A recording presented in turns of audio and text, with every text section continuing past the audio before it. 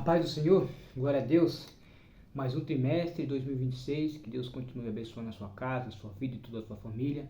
Não se esqueça de se inscrever no nosso canal, de dar um like, um joinha. Nós vamos estudar nesse trimestre lições Betel, dominical adulto, essa revistinha aqui que nós vamos estudar esse ano, 2026, desse trimestre, os discípulos de Jesus Cristo, crescendo em maturidade espiritual e vivendo a missão até a eternidade com Jesus Cristo. Nós temos essa nossa revistinha, tratar dos discípulos de Cristo. Nós temos 13 lições. Nós temos aqui o nosso sumário, a primeira lição vai falar os discípulos de Cristo são novas criaturas. A lição de número 2, princípios bíblicos para a vida dos discípulos de Cristo. Lição de número 3 vai tratar os compromissos dos discípulos de Cristo. Lição número 4, os discípulos de Cristo e a tentação. Lição de número 5, a importância do jejum na vida dos discípulos de Cristo. Lição de número 6, uma disciplina indispensável aos discípulos de Cristo. Lição de número 7, vencendo as estratégias e propostas do inimigo. Lição de número 8, os discípulos de Cristo e o bom ânimo. Lição de número 9, os discípulos de Cristo e o processo da santificação. Lição de número 10, a missão dos discípulos de Cristo. Lição 11, o caráter dos discípulos de Cristo. Lição de número 12, os discípulos de Cristo e o Espírito Santo. Lição de número 13, os discípulos de Cristo e a bem-aventurada esperança. Então, esse foi o nosso sumário, da nossa revista Escola Bíblica Dominical Betel. A lição número 1 foi datada para 4 de janeiro de 2026. O título, os discípulos de Cristo são novas criaturas. Texto áureo, Colossenses 3:10. Eu vou estar lendo aqui para a igreja. E vós revestiste de novo, que se renova para o conhecimento, segundo a imagem daquele que o criou. A verdade aplicada, o discípulo de Cristo, ainda em novidade de vida, não mais denominado pela natureza pecaminosa. O discípulo de Cristo anda em novidade de vida, não mais dominado pela natureza pecaminosa. Os objetivos da lição: reconhecer o valor do arrependimento para a vida cristã. Objetivos da lição: ressaltar que em Jesus somos novas criaturas e saber que Cristo nos oferece uma nova vida. Amém? Nós temos aqui o texto de referência, está em Carta de Paulo aos Romanos, capítulo de número 6, do 2 até o versículo de número 6. Vou estar lendo aqui para Romanos 6, versículo 2. De modo nenhum, nós que estamos mortos para o pecado, como viveremos ainda nele? Aqui é uma pergunta, Versículo 3. Ou não sabeis que todos quantos fomos batizados em Jesus Cristo, fomos batizados na sua morte? Tem mais uma pergunta. São duas perguntas que Paulo apresenta aqui. De sorte que fomos sepultados com ele pelo batismo na morte, para que, como Cristo ressuscitou dos mortos pela glória do Pai, assim andemos nós também em novidade de vida. Porque se fomos plantados juntamente com ele na semelhança da sua morte, também seremos na sua ressurreição. 6. Sabendo isto, que o nosso velho homem foi com ele crucificado, para que o corpo do pecado seja desfeito, para que não sirvamos mais ao pecado. Então nós vamos ver aqui que esse texto de referência, Paulo acabou de apresentar aqui em Romanos 6, até o versículo de número 20, Romanos 6, do 2 ao 5, Paulo acabou de apresentar aqui a doutrina da identificação com Cristo. Em Adão, toda criatura da raça humana caiu em pecado. Nós vamos ver que Adão, toda a raça humana, caiu em pecado em Adão. E a miséria. Mas em Cristo, aleluia, que é o segundo Adão, porém, somos libertos do pecado e da morte. Por um homem entrou o pecado, mas por um homem em salvação, Jesus Cristo, o nosso Senhor e Salvador. O primeiro Adão caiu no Éden. E o segundo Adão venceu Satanás no deserto. Glória a Deus. Nós vamos ver aqui, a graça nos salvou do pecado. E não no pecado. A graça nos salvou do pecado. E não no pecado. Nós vamos ver que João Batista, a mensagem de João Batista, o arauto, a sua mensagem é contundente. Ele conclama o povo ao arrependimento. Nós vamos tratar do arrependimento. Arrependimento é metanoia, mudança de mente. O arrependimento foi também o contexto da pregação dos profetas. Arrepender é mudar de mente, é mudar de atitude. Não há perdão sem o arrependimento.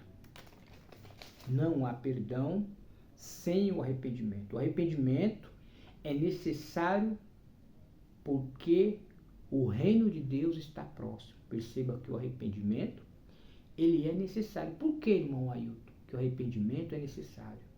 Porque o reino de Deus está próximo. Amém? Então nós vamos avançar um pouquinho mais aqui. Ponto 1. Uma nova dimensão de vida. Após a queda do primeiro casal, todos os seres humanos nascem com uma natureza pecaminosa. Foi o que nós estávamos apresentando aqui no texto do apóstolo Paulo. E com consequência, a morte atinge a todos. Romanos 5, versículo de número 12. O pecado causa separação entre o ser humano e Deus. Há uma ruptura entre nós e Deus. Há uma parede entre nós e Deus. Essa parede se chama pecado. Paulo vai dizer, Romanos 3, 23 e 6, 23, que todos pecaram e destituídos estão da glória de Deus. Então todos, todos pecaram, estão afastados de Deus. E qual que é o salário do pecado? Qual é a contribuição do pecado? A morte. Vamos avançar? Romanos 3, 23. A restauração dessa comunhão ocorre quando o pecador atenta para o chamado de Deus e ele obedece, como vimos por intermédio de João Batista e Jesus Cristo. Arrependei-vos. Essa necessidade do arrependimento continuou sendo enfatizada pelos apóstolos após a ascensão de Cristo. Mateus 3, versículo de número 2, Marcos 1, 15, Atos 2, 38, versículo 3 e 19. Logo no início do seu ministério, ele disse, arrependei-vos porque é chegado o reino dos céus. Mateus 4, versículo de número 17. Nós vamos ver que a primeira pregação de Jesus, que ele disse, arrependei-vos. Arrependei-vos. Arrependimento. Então o Paulo vai tratar aqui, nesse texto que nós lemos aqui em Romanos, Paulo vai falar o perigo do falso arrependimento. Sabia que tem falso arrependimento? O que o falso arrependimento produz, irmão Ailton? O falso arrependimento produz, pois, frutos dignos de arrependimento. O falso arrependimento. A palavra grega, metanoia, arrependimento, pede uma mudança radical de coração e mente. Então, o falso arrependimento, nós vamos dizer que o arrependimento verdadeiro ele vai produzir frutos dignos. Agora, o falso arrependimento não. O falso arrependimento, ou arrependimento infrutífero, esse é aquele professado pelos fariseus, pelos lábios, não demonstrado pela vida. O falso arrependimento ou o arrependimento infrutífero é aquele professado pelos lábios e não demonstrado pela vida. Lembra que Jesus disse, esse povo me professa com seus lábios, mas o seu coração está longe. Ele professa com os lábios, mas o coração dele está distante de Deus. Agora, o verdadeiro arrependimento, a evidência, qual que é a evidência do verdadeiro arrependimento? Os frutos, aleluia. Marcos 1,15, o arrependimento é aquele que nós olhamos para nós mesmos, Quando nós olhamos para nós mesmos. Enquanto a fé nos faz olhar para fora de nós, o arrependimento É a manchete de toda a pregação evangélica, né? O arrependimento é a manchete de toda pregação evangélica. O arrependimento envolve também a vontade. O arrependimento é dar meia volta e voltar-se do pecado para Deus. Novamente, o arrependimento é dar meia volta e voltar-se do pecado para Deus. Amém? Vamos avançar mais um pouquinho?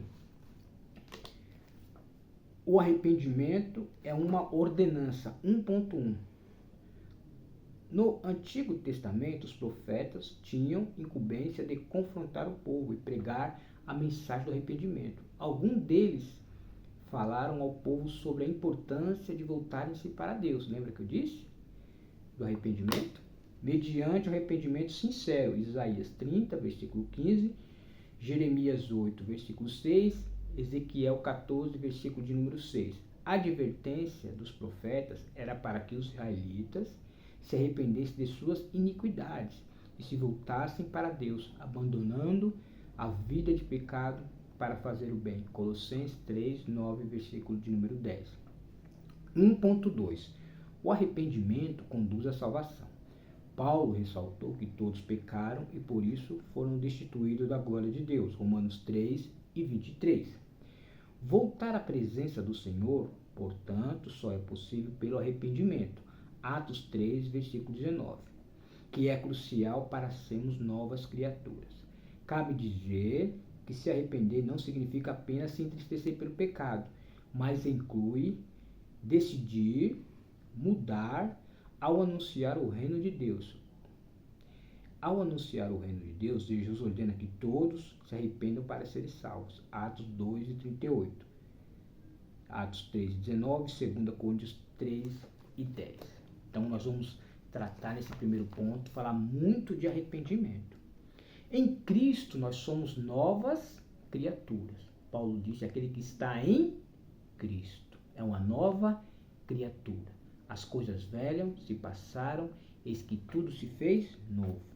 Paulo está falando de novos hábitos, pensamentos e desejos de quem está em Cristo. Paulo não estaria descrevendo a prática do cristão, mas a posição do cristão. Estar em Cristo é participar antecipadamente da nova criação. Estar em Cristo é participar antecipadamente da nova criação de Deus e ter gosto antecipado da restauração de todas as coisas. Amém? Então, mas vamos avançar. 1.3. O arrependimento e a nova criatura. Ser uma nova criatura em Cristo é resultado de um autêntico arrependimento. Quando proclamou as boas novas, Jesus advertiu seus seguidores a se arrependerem e crer no Evangelho. Marcos 1,15. Portanto, o arrependimento e a fé caminham juntos. Podemos dizer então que o arrependimento e a fé são dois aspectos essenciais à transformação da vida de quem deseja seguir a Cristo. Então, esse ponto 3, o arrependimento e a nova criatura. A liberdade do pecado é escravidão. A escravidão de Deus é a liberdade. Olha que interessante. A liberdade do pecado é escravidão. E a escravidão de Deus é liberdade. A liberdade do pecado desemboca na morte. E a escravidão a Deus, nós somos escravos. Aleluia. Paulo fala que eu não sou escravo, eu sou escravo de Cristo. Aleluia. A escravidão a Deus promove o quê? A vida. Ele não é dominado, mas tem domínio próprio. Aleluia. O pecado paga salário a seus servos. E o salário é a morte. Olha a contradição. Deus não nos dá salário, não.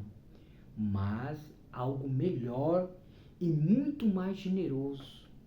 Por sua graça. Ele nos dá o quê? Vida. vida eterna, como livre dom da vida. Ele nos dá vida eterna. Glória a Deus. Vamos avançar mais um pouquinho. Nós vamos avançar aqui para ponto de número 2. Em Cristo somos novas criaturas. Para o apóstolo Paulo, aquele que está em Cristo é uma nova criatura, vive em nova realidade, em uma nova vida que surge ao abandonarmos a antiga vida, 2 Coríntios 5,17. A transformação espiritual em Cristo, aceitar a Cristo, resulta em uma nova vida interior. A pessoa passa de participante da natureza divina, 2 Pedro 1:4, que é alinhada aos propósitos de Deus. Isso significa abandonar os erros do passado, viver com quem deseja se tornar semelhante a Jesus Cristo. Paulo vai falar que nós somos imagem e semelhança de Deus. Nós estamos caminhando, para virar a estatura perfeita do varão perfeito. 1 Coríntios 11:1. Paulo se referiu a essa profunda transformação ao dizer que tudo que se fez de novo, 2 Coríntios 7:17. Agora o convertido é apresentado um viver diferente do que manteve até então, inclusive recebendo um novo coração e um novo espírito. Ezequiel 36:26. O Senhor não o trata conforme foi o passado, semelhante. O pai, ao receber o filho que tinha saído de casa, que estava perdido, e foi encontrado, estava morto e voltou à vida. Lucas 15:22 e 24. Nós vamos ver que Deus tira o coração de pedra e coloca um coração de carne. Lembra que o salmista falou? O salmista disse: Senhor, coloca um coração em mim, um coração puro, um espírito reto. Senhor, não retire de mim o teu Santo Espírito. Não se aparte de mim a tua presença. Aleluia. A presença de Deus é a coisa mais valiosa que nós temos. 2.2. A conversão e a fé. Jesus anunciou que o reino de Deus, chamando-nos à conversão, a crer no Evangelho. Jesus anunciou o reino de Deus, chamando-nos à conversão e a crer no Evangelho, para nos libertar dos pecados. A Bíblia diz: se o Filho libertar, verdadeiramente sereis livres. Aleluia. Romanos 6:22 e 23. Em Cristo recebemos o perdão e a identidade de filhos. Nós somos filhos por adoção. Jesus não, Jesus é o Filho primogênito. Nós somos filhos por adoção. Essa realidade provoca mudanças verdadeiras e definitivas na vida dos convertidos, dos que perseveram na obediência ao Evangelho. Portanto, o novo nascimento é marcado pela conversão e fé em Cristo, que se entregou na cruz para que pudéssemos nascer de novo. É a regeneração, um novo nascimento, um novo coração. Lembra que Jesus falou com Nicodemos? É necessário vos nascer de novo. Transformação, regeneração, um novo nascimento, uma nova criatura. Aleluia. 2.3. Viver no mundo como nova criatura. A transformação em Cristo impacta o dia a dia, refletindo-se ações, escolhas e relacionamentos que glorificam a Deus. Paulo vai dizer: quer comais, quer bebais, quer fazer qualquer coisa, fazer tudo para a glória de Deus. Jesus entra no coração do pecador e opera muitas mudanças, inclusive de modo de pensar e agir. E como se aquela pessoa morresse, mas nascesse de novo para viver uma nova identidade. Vai trabalhar dentro, uma mudança dentro para fora. Aleluia. O novo convertido experimenta essa mudança pela graça de Cristo Jesus. Sendo assim, não alcançamos a salvação por mérito pessoal, mas pela fé em Cristo, o único que pode nos salvar. Efésios 2, 8 e 9. A salvação não vem das obras, para que ninguém se glorie. Paulo vai falar em Efésios, né? A salvação é pela graça, por meio da fé. Porque isso não vem de vós, é dom de Deus, não vem de obras, para que ninguém se glorie. Porque a obra da salvação já foi completa. realizada por Cristo na cruz do Calvário, quando Jesus disse: Tetelestai, quitado, está pago. Você não deve mais nada. Ele pagou por mim e por você. O salmista vai dizer que o preço da alma é caríssimo, ninguém pode pagar. Mas ele pagou, mas ele morreu, mas ao terceiro dia ele ressuscitou para nos dar o quê? Vida eterna, salvação. Não podemos acrescentar mais nada. A obra está completa. Tanto a fé como a salvação são dádivas de Deus, o presente de Deus. Paulo não está falando de qualquer tipo de fé. Olha que interessante. A questão aqui não é a fé, mas o objeto da fé. A questão aqui não é a fé, mas o objeto da fé. Não é a fé em ídolos. Não é a fé nos ancestrais. Não é a fé em méritos. É a fé em Cristo, o Salvador. Glória a Deus. Vamos avançar.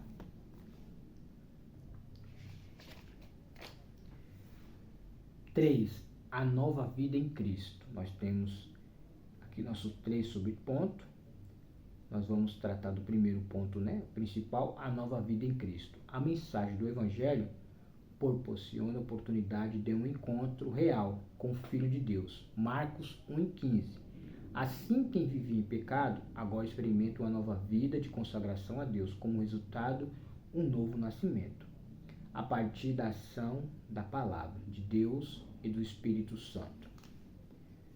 João 3, versículo 3. A nova vida em Cristo, Jesus veio trazer a boa notícia. Qual é a boa notícia? O Evangelho.